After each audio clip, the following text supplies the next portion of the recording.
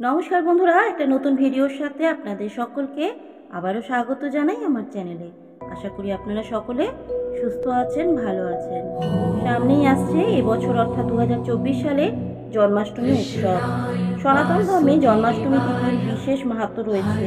প্রতি বছর ভাদ্র মাসের কৃষ্ণপক্ষের অষ্টমী তিথিতে জন্মাষ্টমী পালিত হয়। মনে করা হয় এই বিশেষ দিনেই ধরাধামে আবির্ভূত হয়েছিলেন বিষ্ণুর অষ্টম অবতার শ্রীকৃষ্ণ।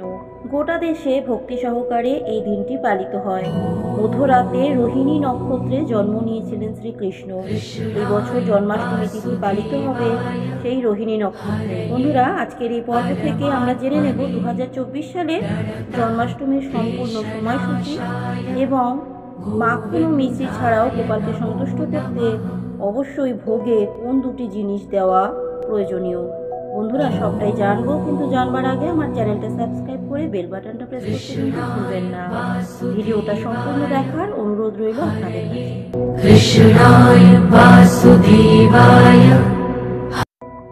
বন্ধুরা, এবছর অর্থাৎ 2024 সালে জন্মাষ্টমী তিথি পালিত হবে 26শে আগস্ট।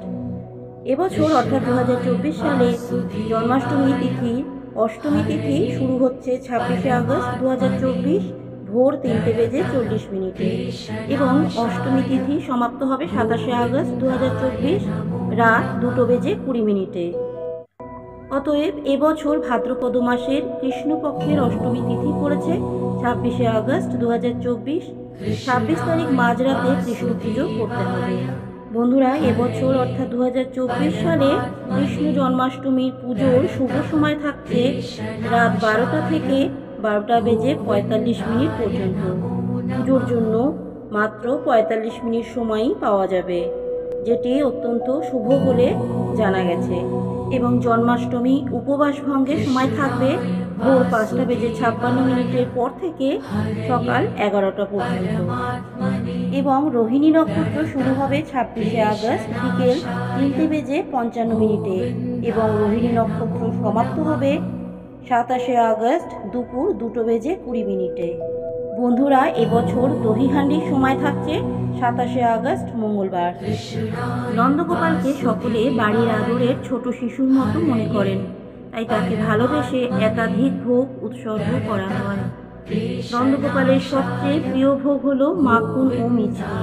তবে এই দুটি প্রিয় ভোগ ছাড়াও শ্রীকৃষ্ণের আরও অতি প্রিয় হলো পঞ্জিরি। এই ঐতিহ্যবাহী ভারতীয় মিষ্টি ময়দা, ঘি, চিনি ও বাদাম দিয়ে প্রস্তুত। জন্মাষ্টমীতে পঞ্জিরি নিবেদন করার প্রথা রয়েছে। জন্মাষ্টমী পুজোয় পঞ্জিরির ভোগ দেওয়া অত্যন্ত শুভ। এই ভোগ পেলে শ্রীকৃষ্ণ সহজেই প্রসন্ন হন বলে মনে করা হয়। এছাড়াও শ্রীকৃষ্ণের অত্যন্ত প্রিয় একটি পদ হল শ্রীখণ্ড। জন্মাষ্টমীতে শ্রীখণ্ড নিবেদন করা অত্যন্ত শুভ। দই দিয়ে তৈরি শ্রীখণ্ড কৃষ্ণের অতি প্রিয় একটি খাবার।